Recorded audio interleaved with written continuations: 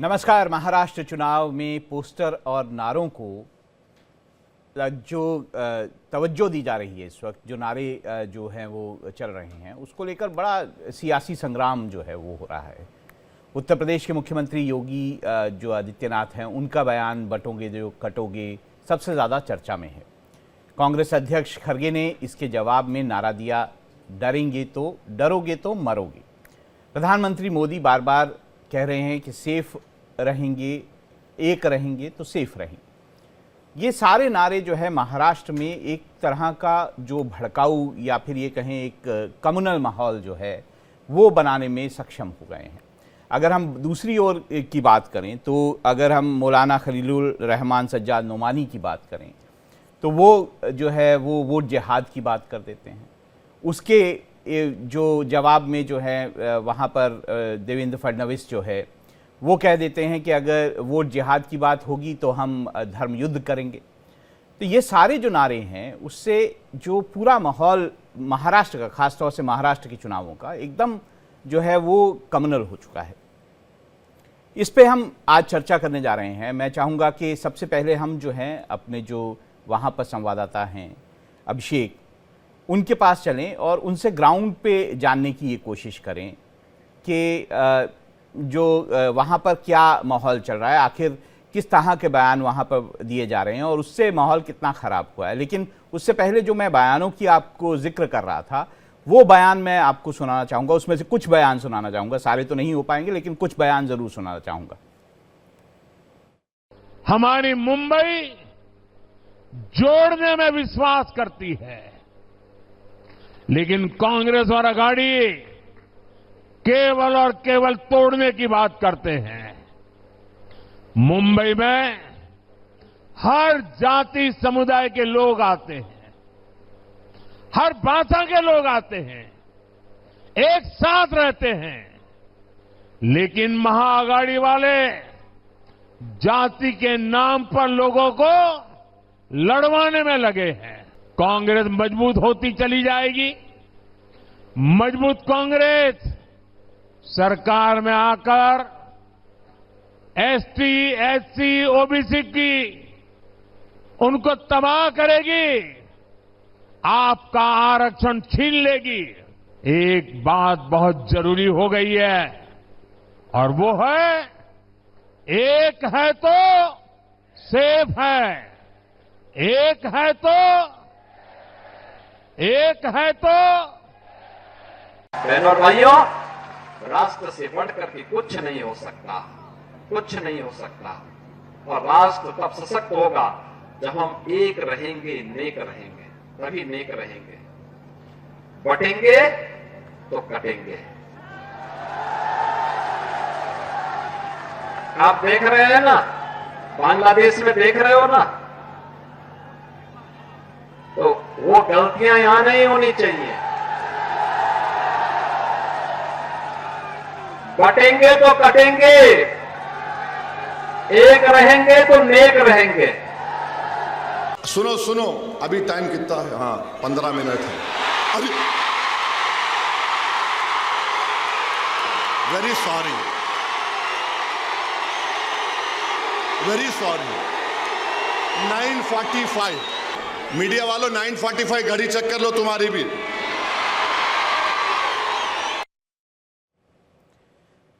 तो आपने देखा किस तरह के बयान है। मैं एक बार फिर आपको बयान बताता हूं कि योगी आदित्यनाथ कहते हैं बटेंगे तो कटेंगे। प्रधानमंत्री कहते हैं एक हैं तो सेफ हैं। मौलाना खलीलुर रहमान सज्जाद नोमानी कहते हैं कि जो बीजेपी का समर्थन करने वाले जो हैं उनका सामाजिक बहिष्कार होगा तो वोट जिहाद होगा। महाराष्ट्र की महिला मोर्चा अध्यक्ष चित्रा वाघ जो हैं वो इस दौरान एक पुराना जो वीडियो है और देवेंद्र फडणवीस का गाना है उसे दोबारा रिलीज़ करती हैं। ये गाना जो है उन्होंने जब राम मंदिर शिलान्यास हुआ था उस दौरान रिलीज़ किया था। उसमें कहा जाता है कि एक बार हिंदू जागो। यहाँ पर मामला रुकता नहीं है। यहाँ पर किरीट सोमैया जो कहते हैं वो कहते हैं शरद पवार जो हैं वो हिंदुओं के बारे में बोलने में उनको शर्म आती है। बीजेपी नेता सुनील देवधर क्या कहते हैं, ये और ज़बरदस्त है। देवधर कहते हैं कि एक जनसभा में उन्होंने कहा, अगर आपको अपनी बहन बेटियों को सुरक्षित रखना है, जिस मांग में आप सिंदूर भरती हैं उस मांग को सुरक्षित रखना है, अगर महिलाओं को की इज्जत आबरू जो है वो बचानी है, तो आप सबको हिंदुत्व के साथ खड़े रहना चाहिए। नाना पटोले क्या कहते हैं कांग्रेस के?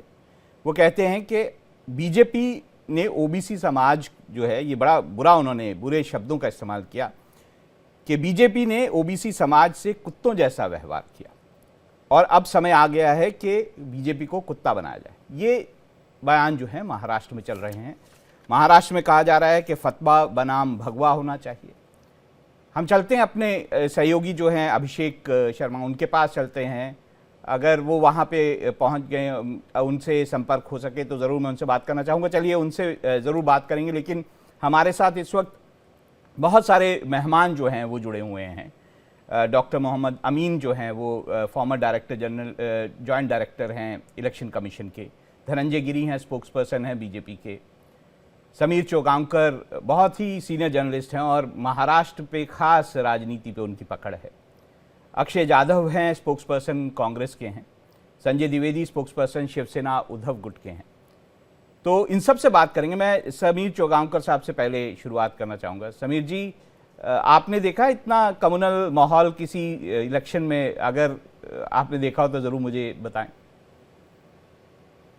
देखिए राहुल जी, 26 अगस्त को योगी आदित्यनाथ ने आगरा में जब दुर्गादास राठौर की प्रतिमा का अनावरण हुआ था, उस समय यह नारा दिया था, बटेंगे तो कटेंगे। और 26 अगस्त के बाद 15 अक्टूबर को चुनाव आयोग ने महाराष्ट्र और झारखंड के लिए चुनाव की घोषणा की। और योगी आदित्यनाथ का 26 अगस्त को दिया हुआ ये जो बयान था, यह पूरे देश में इसकी चर्चा होने लगी थी। और उसके प्रतिक्रिया के रूप में फिर 2 नवंबर को अखिलेश यादव ने एक्स पर पोस्ट किया था कि ये जो नारा है ये नकारात्मक नारा है और जुड़ेंगे और जीतेंगे करके उन्होंने जिक्र किया था। और उसके बाद ये नारों का सिलसिला शुरू हुआ। संघ प्रमुख मोहन भागवत जी ने अपने तरीके से इस बात का जिक्र किया। प्रधानमंत्री नरेंद्र मोदी जब मुंबई जाते हैं तो महाराष्ट्र में जाते हैं तो वो कहते हैं एक रहेंगे तो सेफ रहेंगे। और फिर यह तय हो गया था कि महाराष्ट्र की राजनीति और महाराष्ट्र का जो चुनाव प्रचार अभियान रहेगा वह किस दिशा की ओर जाने वाला है। और मुझे लग रहा है कि इस चुनाव के अंदर जितने नारे बने हैं, नए निकले हैं और नए नए तरीके से तुकबंदी बनाई गई है सभी राजनीतिक दलों द्वारा, मुझे लग रहा है भारतीय इतिहास में किसी भी राज्य में इस तरीके से नहीं होगा जो इस बार महाराष्ट्र के अंदर हुआ है। लेकिन यह तय है कि इस बार पूरा महाराष्ट्र जो है, योगी आदित्यनाथ ने जो प्रचार किया है कि बटेंगे तो कटेंगे, प्रधानमंत्री मोदी जो करे एक रहेंगे तो सेफ रहेंगे, मुख्यमंत्री के महाराष्ट्र के मुख्यमंत्री रहे और अभी मुख्यमंत्री के प्रबल दावेदार और महाराष्ट्र के सबसे लोकप्रिय नेता देवेंद्र फडणवीस ने जिस तरीके इस बार पूरे चुनाव प्रचार अभियान के दौरान भाषणों का जिक्र आप देखेंगे तो देवेंद्र फडणवीस का जो आक्रामक भाषण रहा है कि वोट जिहाद का उन्होंने जिक्र किया, धर्म युद्ध का उन्होंने जिक्र किया। उसके बाद सज्जाद नोमानी का जिक्र आया कि अगर मुसलमान वोट अगर बंटते हैं और मुस्लिम लोग अगर वोट नहीं करते तो उनका सामाजिक बहिष्कार किया जाए, इस बार सबको इकट्ठा किया जाए। तो मुझे लग रहा है इस बार पूरी तरीके से वोट को एक तरफ बांटने की स्थिति हो रही है कि एक तरफा महाविकास आघाड़ी चाह रही है कि मुस्लिम और दूसरे वोट उनकी तरफ एक तरफा वोट करें, फिर वो समाजवादी पार्टी ओबीसी की पार्टी में न बटे। ओबीसी भी लगातार महाराष्ट्र के अंदर प्रचार कर रहे हो, बहुत उनके 15 मिनट का भाषणों का भी जिक्र हो रहा है। तो मुझे लग रहा है हमने दिखाया वो ओवैसी जो बोल रहे हैं 15 मिनट, उन्होंने तो वहां पे बोला था, अब दोबारा जो है उसका जिक्र महाराष्ट्र में कर रहे हैं। और कांग्रेस भी इतनी शरीफ नहीं है, उन्होंने जवाब दिया कि भाई डरोगे तो मरोगे। तो ऐसा नहीं है कि सिर्फ एक तरफा है, सभी तरफ से है। और ऐसे में पता नहीं चुनाव आयोग कहाँ चादर तान के सोया है। जो भी है, इस वक्त महाराष्ट्र जो है उसका जो चुनाव प्रचार है पूरी तरह से मुझे लगता है सांप्रदायिक जो लाइंस है उस पर चल रहा है। मैं बीजेपी के जो हमारे साथ जुड़े हैं स्पोक्स पर्सन धनंजय गिरी जी, उनसे बात करना चाहूँगा। धनंजय जी, आपको नहीं लगता कि बीजेपी जानबूझकर जो है वो महाराष्ट्र चुनाव को एक कम्युनल चुनाव जो है वो करने की कोशिश कर रहे हैं? कम्युनल किस सेंस में आप कहना चाहते हैं? हिंदू मुस्लिम सीधा सीधा कम्युनल का, और कोई हमारे उसमें अभी एक रहेंगे तो सेफ रहेंगे और बटेंगे तो कटेंगे, इसमें किसी जाति वर्ग मजहब संप्रदाय का तो नाम ही नहीं लिया गया। आपके सुनील देवधर जी हैं, वो नेता नहीं है आपके क्या? उन्होंने कहा कि जनसभा में बाकायदा कहा अगर आपको अपनी बहन बेटियों को सुरक्षित रखना है, मैंने पूरा बयान उनका पढ़ के सुनाया, जिस मांग में आप सिंदूर भरती हैं उस मांग को सुरक्षित रखना है, अगर महिलाओं की इज्जत आबरू बचानी है तो आप सबको हिंदुत्व के साथ खड़े रहना चाहिए। देखिए, अगर हम एक रहेंगे तो सेफ रहेंगे, बटेंगे तो कटेंगे। अगर हम झुकेंगे तो कटेंगे। आजादी के पहले भी हम झुके थे, जिस कारण हम 47 में कटे थे। आज कांग्रेस उसी राह पर खड़ी हुई। जनता संतुष्ट होने के बजाय जब दुष्ट होने लगती है, तब नापाक इरादे पाक की शक्ल में सामने आते हैं। हम कल खलीफा के सामने झुके थे। ये खिलाफत का आंदोलन राष्ट्र को सलामत नहीं रख पाया और हम पट गए और कट गए। जिन्ना का जिहाद अब भी जारी है। यह भारत के जज्बात को समझने के लिए तैयार नहीं है। विभाजन के बाद चच्चा जिहाद जारी है। आपने देखा होगा जो टाटा इंस्टीट्यूट की रिपोर्ट आई है, क्या हो रहा है। 180 एनजीओ किस काम में लगे हैं। मौलाना सज्जाद नुमानी का भाषण आपने सुना होगा। अगर कहो रहीम कैसे हो केर बेर के संग, हम तो लिप्टन चाहते हैं तुम फाड़त हो अंग। कांग्रेस चाहती है कि 47 में जो देश बटा, 1905 में अफगानिस्तान हमसे अलग हुआ, जब जब जहां जहां हिंदू घटा है तब तब वो हमारा देश बटा है। लेकिन हम तो इसकी बात कर रहे हैं। सांझी विरासत की बात ही बेमानी हो जा रही। अगर आप भाईजान कहें और आपकी जान लेने के लिए अब तो कोई तैयार हो जाए, आप हिस्ट्री उठाकर देखिए कांग्रेस। मैं सिर्फ इतना जानना चाहता हूं कि मैं बिल्कुल बात आपकी समझ गया, पर मैं इतना जानना चाहता हूं जो शुरू में आपने डिनायल किया, उस डिनायल की बात कर रहा हूं कि क्या बीजेपी जो है उसने महाराष्ट्र चुनाव में कम्युनल भाषण या कम्युनल स्लोगन्स डाले हैं या नहीं डाले। देखिए, अगर कोई कहता है महाराष्ट्र में जो कुछ हो रहा है वो राष्ट्र के लिए बहुत खतरनाक है। चुनाव शुरू होंगे, खत्म हो जाएंगे, लेकिन जिस ढंग से सहलाने का काम धर्म विशेष को किया जा रहा है, ये सहलाने का काम पहले भी हुआ और इसकी नतीजा, इसकी बानगी देखी जा चुकी। ये ठीक नहीं है। और जो उलेमाओं की शर्तों के सामने जो सर झुकाए खड़े हैं, जो शर्तों के सामने सर झुकाए, वो क्या मुंह लेकर शिवाजी की विरासत के सामने जाए। शिवाजी जिन्होंने किसी की शर्तें नहीं मानी, उन्होंने अपनी शर्तों पर जीवन जिया। आज बाला साहब ठाकरे की विरासत की अगर बात करें, हिंदू इधर सम्राट कहलाए, शिवसेना बनाई। लेकिन जो लोग उलेमाओं की अगर शर्तों को आप पढ़े तो आतंकवादी हो जो हो उसको आप जेल से रिहा करेंगे। आंशिक रूप से वो धर्म विशेष का साम्राज्य चाहते हैं। धनंजय जी, मैं आपको माफ कीजिएगा, बीच में थोड़ा सा रोक रहा हूं। मैं अपने जो सहयोगी हैं अभिषेक शर्मा मुंबई में, उनके पास जाना चाहूंगा, उनसे समझना चाहूंगा कि महाराष्ट्र के चुनाव में आखिर हो क्या रहा।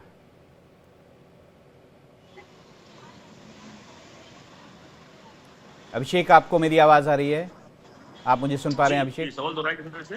तो महाराष्ट्र के चुनाव में जिस तरह के स्लोगन्स आ रहे हैं, जिस तरह के नारे दिए जा रहे हैं, जिस तरह से कहा जा रहा है फतवा बनाम भगवा, जिस तरह से कहा जा रहा है कि डरोगे मरोगे, कहा जा रहा है बटेंगे तो कटेंगे, ये सब जो है उसने जो पूरा चुनावी माहौल है उसे क्या बनाया है? क्या किस तरह से आप उसको देखते हैं? किस तरह से वहाँ पे ग्राउंड पे क्या आपको लगता है कि एक सांप्रदायिक माहौल है इस वक्त? बिल्कुल सही कहा आपने। बिल्कुल देखिए, दो चीजें इसमें समझनी होगी कि एक बताना चाहूंगा आपको कि बड़ा मुद्दा, देखिए ये बात सही है कि बटोगे तो पटोगे। महाराष्ट्र में जो चुनाव होना चाहिए था, जो अब तक चुनाव कम से कम या किसी भी राज्य में देश के होता आया है, वह खासतौर से वह चुनाव हुआ है विकास को लेकर। यहाँ पर देखिए, महाराष्ट्र में कई सारे ऐसे बड़े मुद्दे हैं जिसको जानना समझना वो जरूरी हो जाता है और आपको बताना जरूरी हो जाता है कि आप उसको जो गेस्ट जुड़े हैं उनसे डिबेट में भी तमाम सवाल आ सकते हैं। मुद्दा देखिए ये है कि यहाँ पर किसानों का बड़ा मुद्दा है। किसान यहाँ पर आत्महत्या कर रहे हैं, उसके बारे में कोई बात नहीं कर रहा है। यहाँ पर सबसे बड़ा मुद्दा कपास का मुद्दा है और अन्य मुद्दे हैं जिसको लेकर बड़ा मुद्दा है, जो किसानों को लेकर काफी बड़ा नुकसान हो रहा है। उसको अगर पता है बड़ा मुद्दा अगर महायुति बनाएगी और तो कहीं कहीं महायुति को बड़ा नुकसान पहुंच सकता है, इसलिए कहीं कहीं वो मुद्दा साइड में रह जाए। यही कारण है कि बटोगे कटोगे या सांप्रदायिक ऐसी बातें कर इसको बड़ा मुद्दा बनाया जा रहा है ताकि लोगों को यह लगे कि मुद्दा कुछ और है। लेकिन इसके साथ बता दूं, देखिए 3-4 मुद्दे जो बड़े महाराष्ट्र में है, बेरोजगारी का मुद्दा बड़ा है, महंगाई का मुद्दा बड़ा है, उसके अलावा किसानों का, जो ग्रामीण में किसान बड़े पैमाने पर सुसाइड कर रहे हैं, फिर उनकी हालत जो है उतनी अच्छी नहीं है, वह एक बड़ा मुद्दा है। उस मुद्दे को लग रहा था कि महायुति के लिए बड़ा नुकसान हो सकता है, यही कारण है जो माना जा रहा है। एक अलग तरीके से महाराष्ट्र में एक नैरेटिव सेट किया गया। इतना ही नहीं, आपको याद दिला दो, आपको देखिए लोकसभा चुनाव में आपको याद होगा कि जब किसानों के जो प्याज जो निर्माता है, यानी प्याज के जो लोग हैं जो एक्सपोर्ट करते हैं, उसको बंद कर दिया गया था, जिसको लेकर महाराष्ट्र में महायुति को बहुत नुकसान भी पहुंचा, एनडीए को, जो लोकसभा के चुनाव में लोगों ने देखा है। और फिर से इस बार आप देखिए कि इस चुनाव में भी कई सारे ऐसे लोकल मुद्दे हैं, जो ग्रामीण मुद्दे हैं, यानी जो गांव के मुद्दे हैं, वह सब समझते हैं। भले ही महायुति की तरफ से बड़े बड़े वादे किए जा रहे हैं या तमाम ऐसी चीजें की जा रही है, या फिर महाविकास आघाड़ी की बात कर लें, लेकिन सच्चाई यह है कि न तो महाविकास आघाड़ी उस बारे में बात कर रही है, न महायुति बात कर रही है। दोनों एक दूसरे पर वाद प्रतिवाद कर रहे हैं। सिर्फ इस मुद्दे को लेकर बटोगे कटोगे, धर्म युद्ध की बात हो रही है, वोट जिहाद की बात हो रही है, आप देखिए कि लगातार बीजेपी और जिहाद की बात कर रही है, उस पर कांग्रेस लगातार पलटवार कर रही है। तमाम ऐसे मुद्दे हैं अभिषेक जिसको क्या लेकर आपको लगता नहीं है, देखिए लोकसभा चुनाव में भी मंगलसूत्र का मुद्दा उठा, इन्फिल्ट्रेटर्स का मुद्दा उठा, बहुत सारी और इस तरह की बातें की गई, तो राम मंदिर निर्माण उससे पहले हुआ था तो वो भी मुद्दा जो है उन चुनाव में था। महाराष्ट्र में इसका कोई खास असर बीजेपी के फायदे में नहीं रहा, तो आपको लगता नहीं बीजेपी को इस बार शायद इन मुद्दों से दूर रहना चाहिए था? बिल्कुल बिल्कुल, बहुत सही कहा आपने, बिल्कुल इस मुद्दे को दूर रखना चाहिए था। और यही मुद्दे देखिए, यह हम आप नहीं कह रहे हैं, बल्कि आप देखिए कि इस मुद्दे को लेकर बीजेपी में दो मत हो चुका है। बीजेपी के दो शीर्ष बड़े नेता जो अशोक चौहान हैं और पंकजा मुंडे हैं, दोनों साफ कह दिया कि महाराष्ट्र में नारा नहीं चलेगा, इस नारे से दूर रखना चाहिए था। महाराष्ट्र में खुद जो पंकजा मुंडे कह रही हैं कि यहाँ पर विकास की बात करना चाहिए था, विकास को चुनाव लड़ना चाहिए था। और अशोक चौहान भी कह रहे जो कि महाराष्ट्र मुख्यमंत्री रह चुके हैं और बड़े नेता हैं नांदेड़ के, तो आप समझिए कि बिल्कुल जो महायुति है, महायुति में भी, और अजीत पवार का आपने नाम सुना ही, अजीत पवार जिस तरीके से उन्होंने बयान दिया हुआ है कि वो लगातार उस बात पर अपनी बात पर अड़िग हैं कि वो कह रहे हैं कि ये जो बयान है पटेंगे तो कटेंगे, यह महाराष्ट्र में नहीं चलेगा, बाहर के नेता आते हैं कुछ बोल के चले जाते हैं और यह तकलीफ हमें होती है। तो तमाम इन बातों को लेकर बिल्कुल महाराष्ट्र में कम से कम इन मुद्दों से दूर रखे, इसलिए मैं बता रहा हूँ ऐसे कई मुद्दे हैं जो कि किसानों को लेकर, पढ़ाई को लेकर, लोगों को शिक्षा को लेकर, रोजगार को लेकर, विकास को लेकर, यह मुद्दे देखिए साइड में हो गए, यानी जनता के मुद्दे आप समझिए जो चुनाव में होने क्या चाहिए, मुद्दा जनता के मुद्दे होने चाहिए, जनता के मुद्दे साइड में है। और मुद्दा क्या है, सिर्फ अलग मुद्दे हैं, भ्रष्टाचार का मुद्दा एक बड़ा मुद्दा बन सकता था, लेकिन वो नहीं बन पा रहा है। लोगों को जैसा कि माफिया सामने बड़ा आरोप लगाती है, लेकिन ऐसे कई मुद्दे नहीं बन पा रहे हैं। सिर्फ मुद्दा बन पा रहा है, कभी किसी का बैग चेक हो जा रहा है, तो कभी किसी को कोई नारा लगा दे रहा है उनके रैलियों में। इन तमाम मुद्दों को लेकर पिछले आप समझिए कि इतने दिनों से लगातार चुनाव, 14 दिनों से चुनाव प्रचार लगातार चल रहा है और बड़े पैमाने पर अब चूंकि खत्म होने को आया, कल 5 बजे चुनाव प्रचार खत्म हो जाएगा और ऐसे में सिर्फ और सिर्फ ऐसे कुछ मुद्दे को लेकर लगातार राजनीति चल रही है। अभिषेक, हम आकाश यादव जी के पास चलते हैं, कांग्रेस के स्पोक्स पर्सन हैं।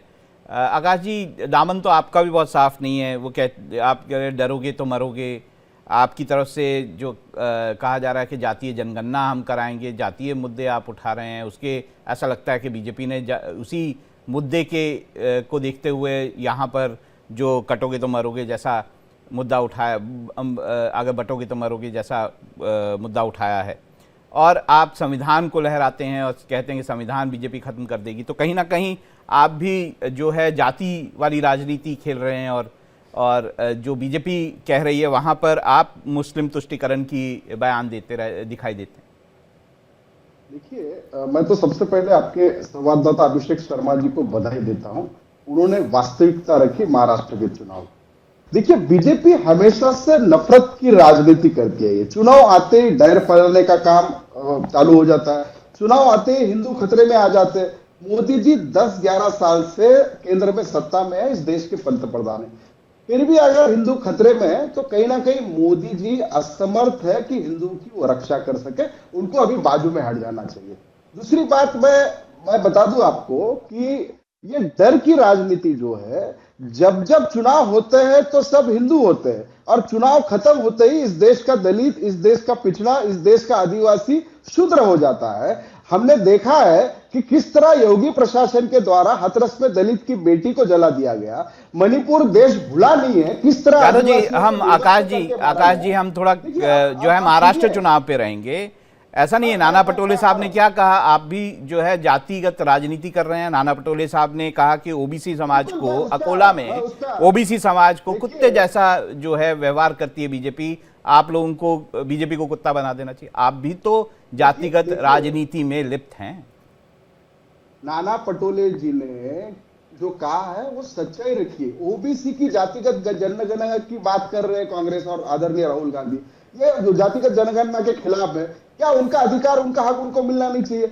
हमारे महाराष्ट्र में लोकल बॉडीज के चुनाव नहीं हुए हैं 2 साल से, इसलिए नहीं हुए कि इंपेरिकल डाटा केंद्र सरकार दे नहीं रही है ओबीसी का। आप समझ के लीजिए। मैं आपके पास दोबारा आऊंगा। एक्चुअली मैं एक और कमेंट लेना चाहता हूं। डॉक्टर मोहम्मद अमीन साहब हैं हमारे पास, फॉर्मर जॉइंट डायरेक्टर हैं इलेक्शन कमीशन के। अमीन साहब, क्या आपको लगता है इलेक्शन कमीशन सोया हुआ है? कोई एक किसी को सिर्फ नोटिस दे देने से, किसी से एक ये कह देने से कि अच्छा हम आपको नोटिस देते हैं, आपके जो कैंपेनर्स हैं उस तरह की बातें करें, ये तो लोकसभा में भी नोटिस दिए थे, क्या हुआ उसका? देखिए राहुल महाजन साहब, आप इसकी कंपेयरिंग कर रहे हैं। थैंक यू वेरी मच जो आपने मुझे बुलाया। लेकिन मेरा ऑब्जेक्शन आपके इस बात पे है कि आपने एक संवैधानिक संस्था को इमीडिएटली अपने लेवल से कह दिया कि क्या इलेक्शन कमीशन सो रहा है। ये उचित नहीं है। अगर सो रहा होता तो इलेक्शन कैसे चल रहा होता और आप ये बहस कैसे करा रहे होते। इलेक्शन कमीशन हमेशा जागता है और दिन पर दिन उसके पर्यवेक्षक, उसके ऑफिसर्स चुनाव कराने में लगे हुए हैं। और हो सकता है कि पार्टियां सो जाएं, लोग सो जाएं, पत्रकार सो जाएं, लेकिन रात दिन काम कर रहा है इलेक्शन कमीशन और उसके नियम कायदे कानून हैं। बिना नियम कायदे कानून के तहत ही हर काम किया जाता है।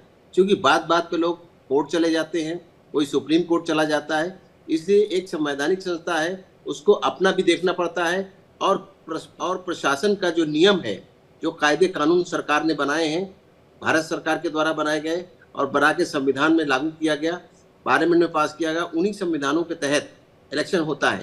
तो अब इलेक्शन में आप देख रहे हैं कि कई इससे पहले क्या होता था कि जो स्टार कैंपेनर थे उनको नोटिसेस दिए जाते थे, उनके ऊपर ऑब्जेक्शन होता था। लेकिन चूंकि हमारी स्टेक होल्डर जितनी पार्टियां हैं, वो स्टेक होल्डर हैं, उनके जो प्रेसिडेंट हैं, उन प्रेसिडेंट का हमेशा चिट्ठियां इलेक्शन कमीशन में आती हैं। किसी भी मुझे नहीं लगता इलेक्शन कमीशन कोई सख्त कार्रवाई करता है इस तरह के मुद्दों पर।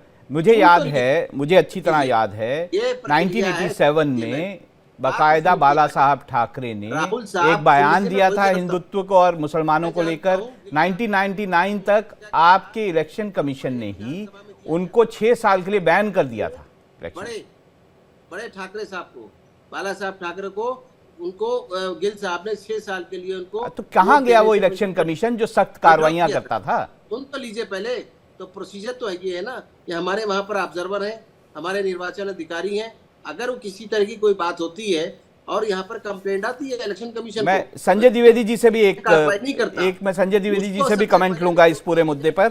उसके बाद ब्रेक के बाद हम दोबारा इस बहस में शामिल होंगे। संजय द्विवेदी जी। आज बाला साहब की जयंती है, सशस्त्र नमन। बाला साहब का आशीर्वाद हम शिव सैनिकों पे बराबर बना रहे। आपने सही कहा कि उस समय जो चुनाव, देखिए चुनाव आयोग का जो, मुझे कहना नहीं चाहिए, मेरे चुनाव आयोग के लोग बैठे हुए हैं। चुनाव आयोग का जो 2015 के बाद से चुनाव आयोग का जो मेन मकसद था, जो मेन तरीके थे, जो मेन काम करने का ढंग था, वो मुझे लगता है, मैं किसी की मैं अवमानना नहीं कर रहा हूँ, ना मैं चुनाव के खिलाफ कुछ कह रहा हूँ, वो थोड़ा सा बदल गया। ये चीज जनता के लिए सही नहीं। चुनाव आयोग को तो निष्पक्ष होना चाहिए। अगर हम निष्पक्ष नहीं रहेंगे तो संवैधानिक संस्था बनने का या बनाने का या कार्य करने का कोई मतलब नहीं, क्योंकि जनता भी देखती है ना कि आप कैसे कार्य कर रहे हैं, किस तरह कार्य कर रहे हैं। खैर ये अपनी जगह बात है। मैं दूसरी बात पे आता हूँ। आज महाराष्ट्र चुनाव में या झारखंड चुनाव में जिस तरह, जैसे इन्होंने दिल्ली में क्या किया, दिल्ली में भी इसी तरह के ऊटपटांग भाषणबाजी थी, ऊटपटांग बयान थे। इसके बाद आप देखिए पश्चिम बंगाल में सीधे ऊटपटांग बयान। संजय जी, मैं ब्रेक के बाद आप ही के पास आऊंगा, लेकिन महाराष्ट्र चुनाव पर जो ये बयानबाजी चल रही है, जिस तरह के बयान आ रहे हैं, उस पर ये जो बहस है ये जारी रहेगी। इसके बाद दर्शकों का एक बार फिर स्वागत है। इस बहस में हम बात कर रहे थे महाराष्ट्र में जिस तरह के सांप्रदायिक बयान इस वक्त दिए जा रहे हैं और उससे जो माहौल बना है चुनाव में। ब्रेक में जाने से पहले संजय द्विवेदी की बात अधूरी रह गई थी और डॉक्टर मोहम्मद अमीन जो हैं वो थोड़े नाराज़ हो गए थे कि मैंने इलेक्शन कमीशन को सोया हुआ कह दिया था। मैं उन दोनों से बात करूंगा। संजय द्विवेदी जी, आप अपनी बात पूरी करें कि जो माहौल इस वक्त, जो स्लोगन्स हैं, जो नारे हैं, जो बातें हो रही हैं महाराष्ट्र चुनाव में, उससे बना है, उस पर क्या आप कहना चाहते हैं? जी, अगर हम सनातन धर्म को मानते हैं तो सनातन धर्म का एक नाम है वसुधैव कुटुंबकम। वसुधैव कुटुंबकम में मुस्लिम, सिख, ईसाई, सभी जाति, जितनी जातियां हैं हमारी, सब आपस में भाई भाई। हम किसी के बारे में, जब 75 साल से देश आजाद हो गया है, 1947 के बाद कोई ऐसी घटना नहीं हुई जिसके लिए हमें हिंदू सनातन धर्म की रक्षा करना पड़े या हिंदुओं की रक्षा करना पड़े। 65 साल से, अभी 10 साल से ये हैं, 65 साल से कांग्रेस की सरकारें नहीं और लोगों की सरकारें नहीं, कभी हिंदू नहीं बटा, कभी हिंदू में अलगाववाद नहीं हुआ। चुनाव की बात अगर आप करते हैं तो 75 सालों में चुनाव में कोई भी जाति का एक वोट एक तरफा कभी नहीं पड़ा। ना किसी जात ने एक तरफा वोट दिया, चाहे आप बिल्कुल इतिहास निकाल के देख लीजिए, बिल्कुल सत्य बात है। नहीं संजय देओल जी, इतिहास निकालेंगे तो फिर तो बाला साहब ठाकरे का वो बयान 1987 का हमारे को बड़ा गूंजता हुआ सुनाई देता है कि हम हिंदुओं की रक्षा के लिए चुनाव लड़ रहे हैं, हमें मुस्लिम वोटों की चिंता ही नहीं है। यही बयान था ना जिस पर इलेक्शन कमीशन ने उन्हें 6 साल के लिए बैन किया था।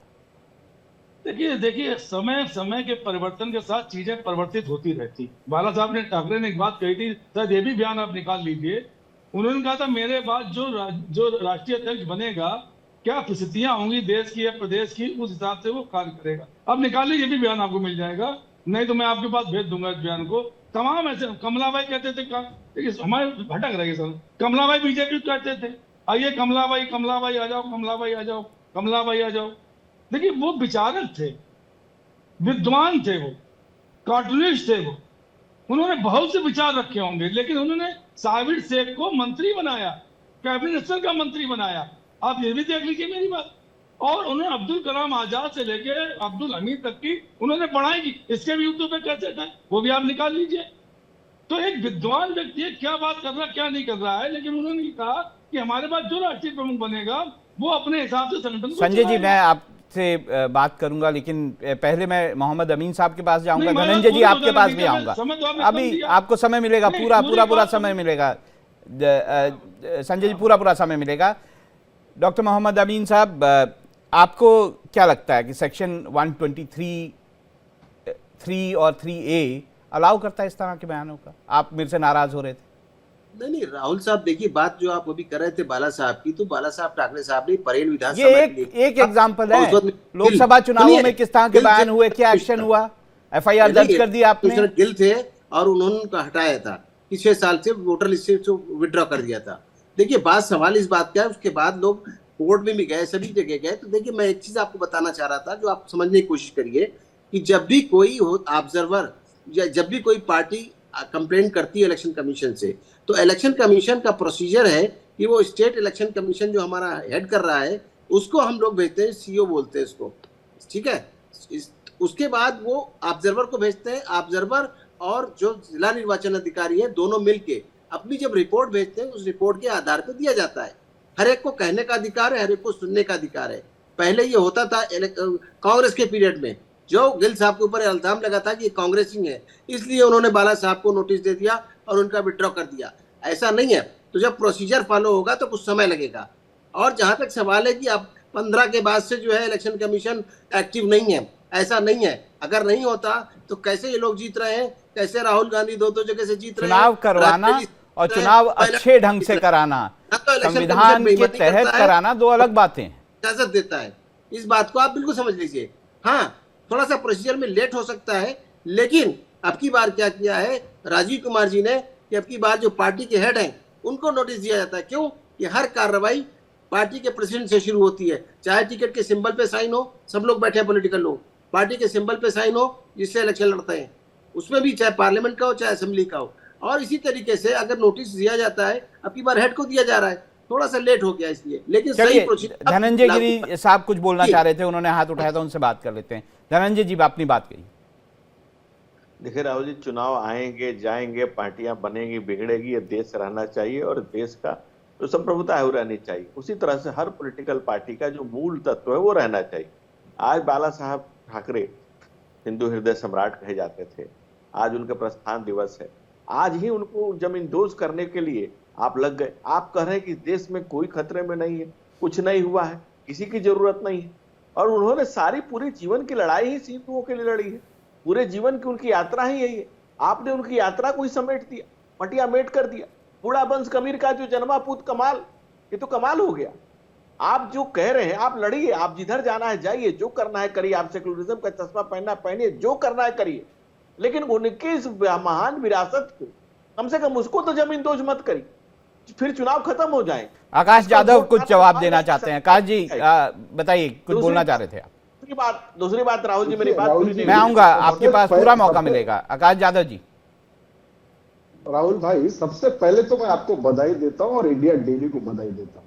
मोहम्मद अमीन साहब की मैं मजबूरियां समझ रहा हूं। राजीव कुमार जी जो इलेक्शन कमिश्नर के तहत काम कर रहे हैं, वो सही मायने में भाजपा की बी टीम बन के काम कर रहे हैं। ये पूरा देश देख रहा है, जितने भी चुनाव हुए हैं उनके अंडर में पूरा चुनाव, हर हरियाणा का हो, जो भी राज्य में हुआ है, वो देश ने देखा है कि किस तरीके से इतना बड़ा इंस्टीट्यूशन जो पीएल सेशन ने उसको एक अलग दर्जा दिलाया था, एक डर का एक अलग उसका एक ताकत बनाई थी, वो ताकत कहीं ना कहीं खत्म करने का काम राजीव कुमार जी ने कहा है। और मैं बड़े इससे कह रहा हूं, जवाबदारी से कर रहा हूं, रिस्पॉन्सिबिलिटी से कर रहा हूं। दूसरी मेरी बात मैं आपके सामने रखना चाहता हूं धनंजय गिरी साहब को। बाला साहब ठाकरे स्वर्गीय, आज मैं उनको श्रद्धांजलि अर्पित करता हूं। देखिए, उस दौर में बाबरी मस्जिद का सवाल था। आपको मैं इतिहास बता दूं कि बाला साहब ठाकरे ये कहीं ना कहीं उस जमाने में मुस्लिम लीग से और लाला जो करीम लाला की पार्टी थी उनसे भी अलायंस में थे। उनको जो धर्म की राजनीति थी बाला साहब ठाकरे ने नहीं चालू की थी, यहाँ के बंबई के मिल मजदूरों के लिए उन्होंने अपना काम चालू किया था।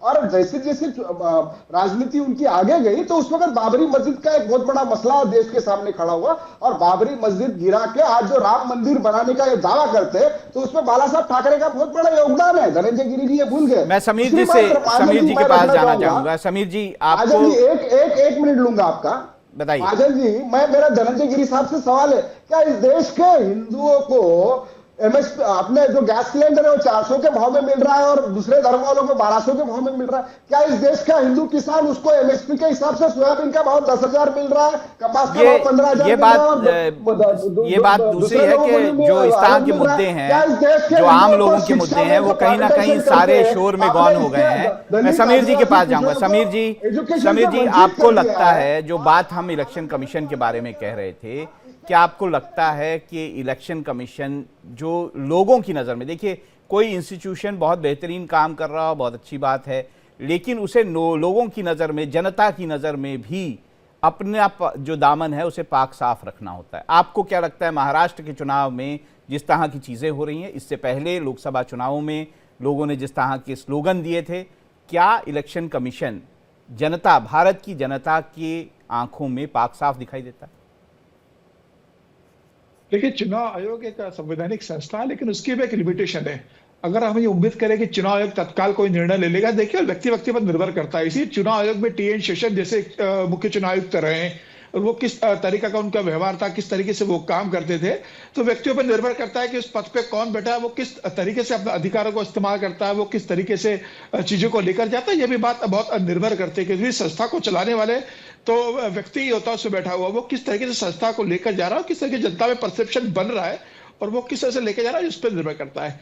मुझे लग रहा है कि चुनाव को लेकर साथ साथ ये भी देखना है कि जब चुनाव की तारीखें तय करते हैं तो वो बहुत विचार विमर्श से तय करें। अब देखिए, लगातार देखने में आ रहा है कि चुनाव आयोग तारीखें तय करता है, बाद में तारीखें बदल देते हैं। अब देखिए, उत्तर प्रदेश की 9 सीटों का चुनाव पहले 13 तारीख को मतदान होना था, बाद में चुनाव आयोग को ध्यान में आया कि उस दिन वहां पर एक त्योहार है तो 19 तारीख कर दो। पंजाब की तारीख आप बढ़ा देते हो, केरल की तारीख आप बढ़ा देते हो, राजस्थान में ऐसे जब चुनाव होते हैं विधानसभा के तब आप तारीख बढ़ा देते हो, पंजाब के चुनाव होते हैं आप तब तारीख बदल देते हो। तो मुझे लग रहा है कि जब आप तारीख तय करते हो किसी भी राज्य में चुनाव के लिए, तो बहुत ध्यान से आप इसको तय करें कि ऐसी स्थिति ना आए कि आपको फिर तारीख बदलना पड़े। मुझे लग रहा है इस सब चुनाव आयोग को देखना चाहिए। दूसरी जी बताइए समीर जी, बिल्कुल बताएं।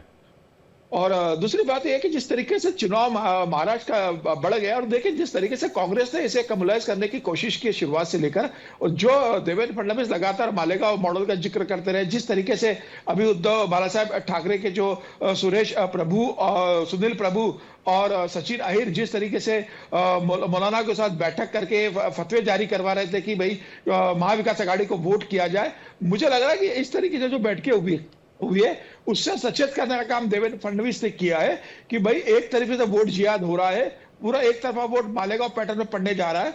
तो अगर वहां के लोग इकट्ठे हो सकते हैं तो यहाँ हिंदू के लोग भी इकट्ठे हो, और मुझे लग रहा है इस चुनाव के अंदर यह एक बड़ा पोलराइज चुनाव होगा जहाँ जाति के आधार पर, धर्म के आधार पर एक बड़ा मतदान होने वाला है। आकाश जी ये समीर जी जो बात कह रहे हैं कि आपका बहुत ज्यादा साफ सुथरा चेहरा नहीं है, जो आप लोग कम्युनलाइज करने की कोशिश कर रहे हैं मुस्लिम संगठनों के साथ बैठकें करके, उससे तो कहीं ना कहीं बीजेपी कहेगी कि हाँ ठीक है आप कर रहे हैं तो हम भी करेंगे। मैं समीर चौगागर जी को बड़े सम्मानजनक कहना चाहूंगा, सही मायने में महाराष्ट्र दो ही कोई है तो वो देवेंद्र फडणवीस है।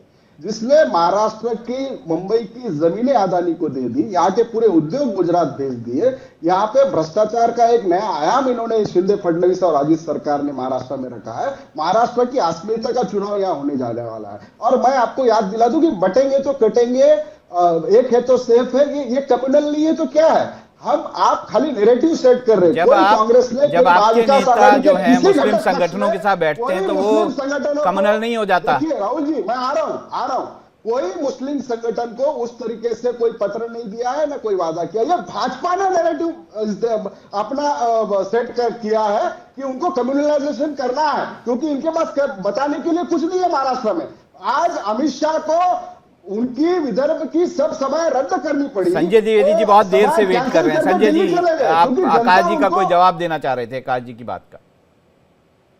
देखिए राहुल जी, अगर आप इसे झारखंड में चुनाव हो रहा है, महाराष्ट्र में हो रहा है, दिल्ली में हुआ, पश्चिम बंगाल में हुआ, भारतीय जनता पार्टी की सरकार 11 साल से है, केंद्र में है, केंद्र के पास असीमित अधिकार होते हैं।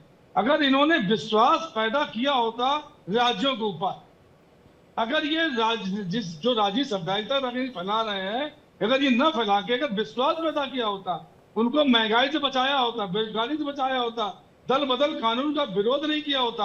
आज क्या है? आज लोकसभा चुनाव में चाहे उत्तर प्रदेश में हो, सब माननीय अखिलेश यादव जी 37 सीटें लेके गए, और चाहे महाराष्ट्र हो, महाराष्ट्र में भी आप देखिए कि महा विकास आघाड़ी 31 सीटें मिली और इनको 17 सीटें मिली। क्यों मिली?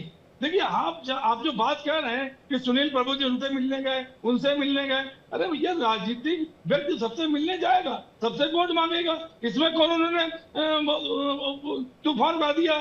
अब आप समुदाय की बात करेंगे, कटे बटेंगी, लेकिन चलिए इसका जवाब धनंजय जी दे देंगे कि किससे फर्क पड़ता है कि नहीं पड़ता। मेरी बात सुन लीजिए, पहले सुन तो जी बताएं।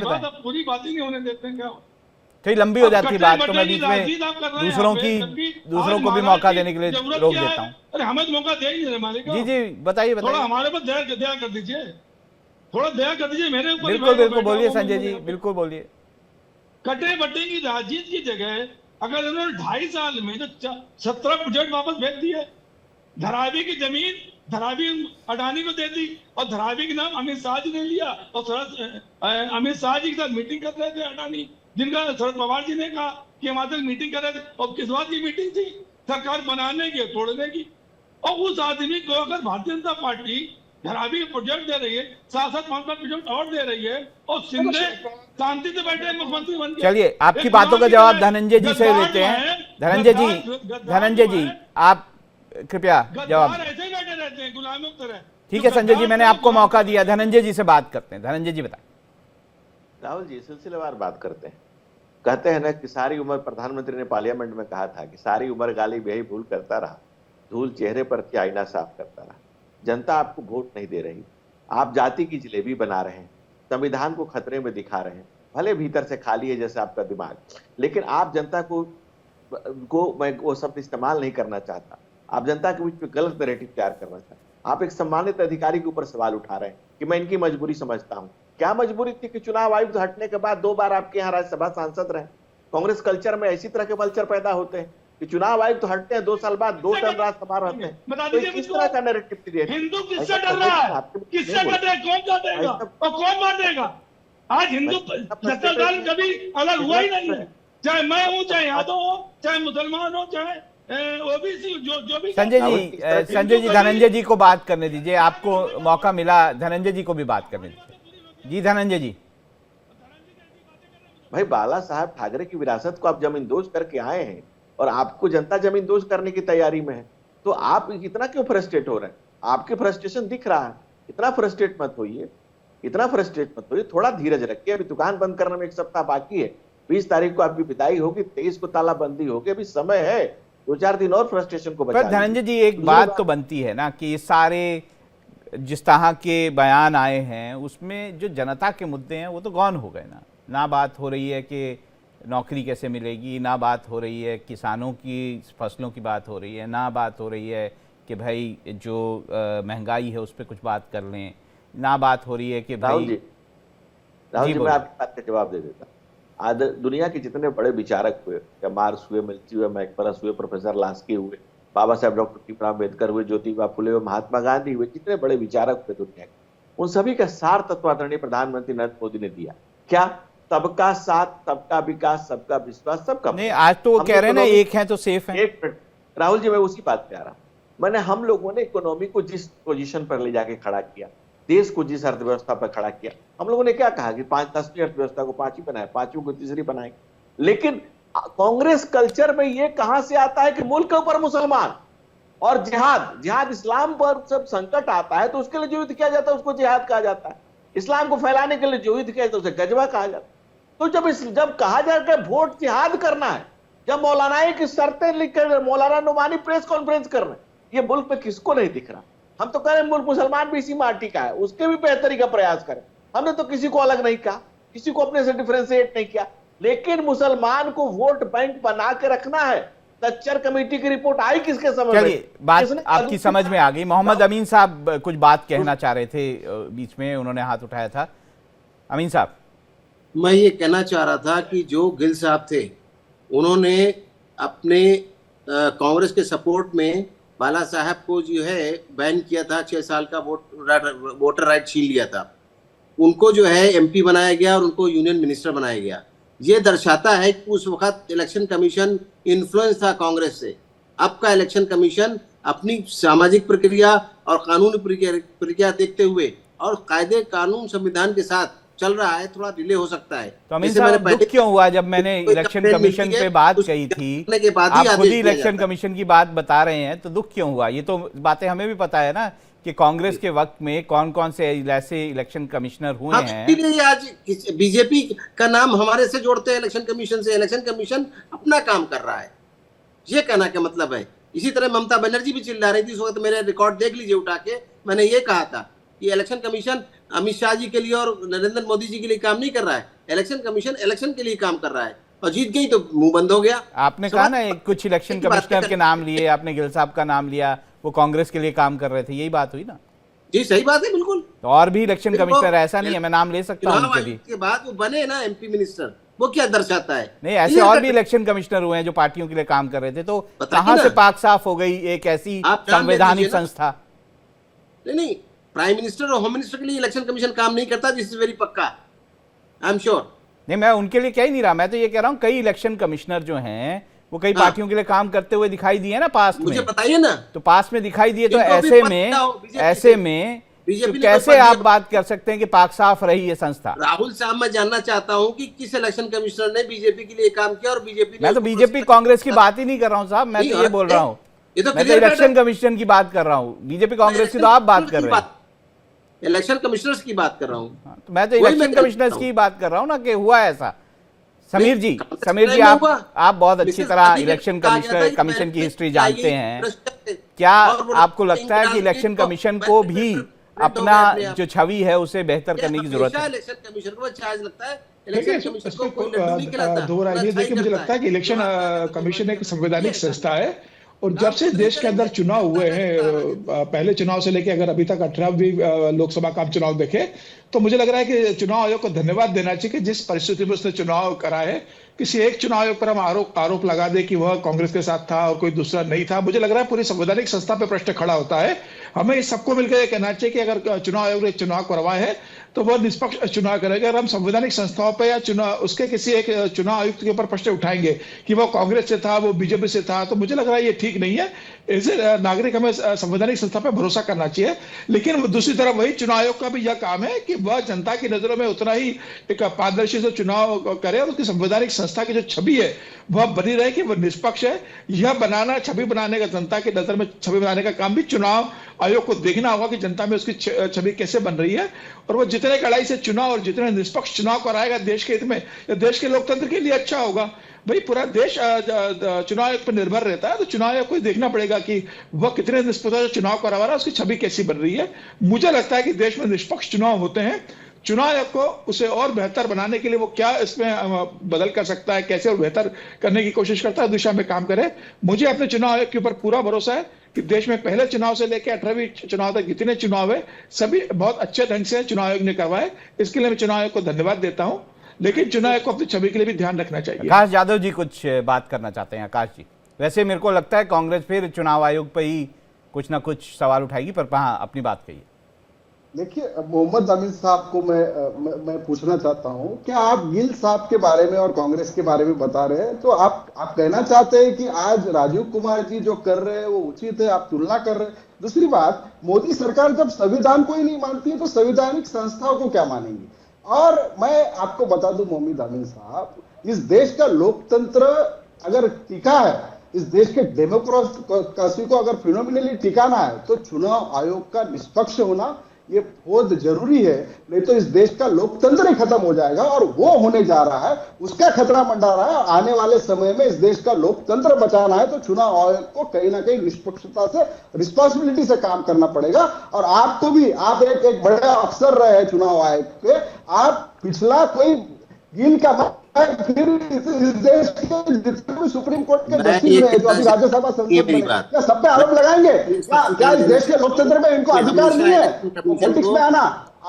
मैं लास्ट कमेंट एक चाहूंगा, संजय द्विवेदी जी ने कहा है, इसके बाद हमारे पास समय थोड़ा कम है। चाहिए अमीन साहब, आप अपनी बात पूरी कर लीजिए। मैं 10 सेकंड में दे दीजिए। मैं अमीन साहब से करके आपके पास आऊंगा। अमीन साहब छोटे में अपनी बात कह दीजिए, छोटे उसमें। मेरा सिर्फ राहुल साहब ये कहना है कि हर पार्टी इलेक्शन कमीशन के पर उंगली उठाती है और उसी की सर्टिफिकेट से जाके पार्लियामेंट और असेंबली में बैठते हैं। मेरा ये कहना है कि क्यों इस तरह की बातें की जाती हैं। इलेक्शन कमीशन किन परिस्थितियों में इलेक्शन कराता है, किस तरह कराता है, और पूरी दुनिया जानती है। यहाँ पर्यवेक्षक लगे होते हैं, इंटरनेशनल पर्यवेक्षक भी और नेशनल पर्यवेक्षक भी, और पार्टी और मीडिया सबकी निगाहें। संजय द्विवेदी जी अपना कमेंट। अमीन साहब से मैं एक बात पूछना चाहता हूँ। अमीन साहब जी, आप बहुत बुजुर्ग हैं, अच्छी आपको ज्ञान है। मैं एक चीज पूछना चाहता हूँ आपसे, सवाल छोटा रखिएगा। पार्टी बनाता है, पहले संगठन बनाता है और संगठन के बनाने के बाद वो अपने चुनाव आयोग जाता है, चुनाव आयोग उसको एक सिंबल दे देता है, सिंबल में चुनाव लड़ता है, इसके परमानेंट सिंबल हो जाता है। क्या चुनाव आयोग के पास ये अधिकार है कि किसी संगठन का नाम किसी दूसरी पार्टी दे दे? जो उत्तर प्रदेश, जो महाराष्ट्र हुआ, सवाल लंबा हो जाएगा। अमीन साहब जवाब दे दीजिए। राजनीतिक पार्टी है, उद्धव ठाकरे की पार्टी जो कर रहे हैं ना, सिंबल छीन गया था, उसकी बात कर रहे हैं, ठीक है ना? सुन लीजिए पूरी बात। नहीं संजय जी, समय कम है, आपकी बात पूरी नहीं हो पाएगी। पूरा समझा देंगे कि क्या हुआ है आपके बारे में, क्यों आपने सिंबल छीना। का अधिकार था क्या कि वो मैं बताऊंगा आपको पूरी बात। एनसीपी का चाहूंगा। अमीन साहब आप पूरी बात कर दीजिए, नहीं तो बात हो नहीं पाएगी, समय एकदम खत्म हो जाएगा। अमीन साहब, नहीं, मेरा ये कहना था, जो मैंने आपको बताया कि कभी भी इलेक्शन कमीशन पे, चाहे वो बीजेपी रही हो, चाहे वो कांग्रेस हो या जो भी है, हमेशा लोगों ने उंगली उठाई है। ऐसा नहीं होना चाहिए। अडवाणी जी के टाइम में किताब भी इनॉग्रेट हुई थी, जीवी नरसिम्हन साहब ने किया था और लिखा था।